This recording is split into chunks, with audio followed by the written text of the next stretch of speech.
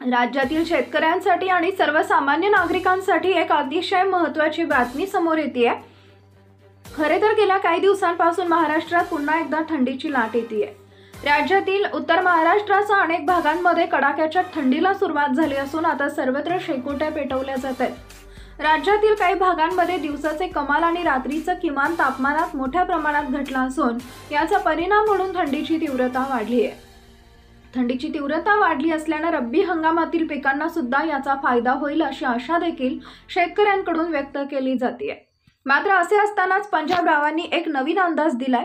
Panjabrao duck यांनी पुन्हा एकदा महाराष्ट्रात पावसाला सुरुवात होणार असं म्हटलंय। पंजाबरावांच्या नव्या हवामान अंदाजानुसार आगामी 8 दिवस म्हणजेच 29 नोव्हेंबर पर्यंत राज्यातील हवामान कोरडे राहील। मात्र 29 तारखेनंतर पुन्हा एकदा महाराष्ट्रातील हवामानात बदल होण्याची शक्यता आहे। राज्यातील काही भागांमध्ये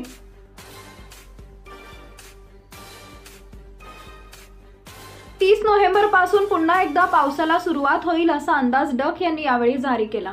पंजाबरावांनी दिलेल्या माहितीनुसार बंगालच्या खाडीत 29 नोव्हेंबरच्या दरम्यान चक्रीवादळ तयार होत आहे आणि या चक्रीवादळाच्या पार्श्वभूमीवर 29 आणि 30 तारखेला तामिळनाडूला मुसळधार पाऊस पडण्याची शक्यता आहे।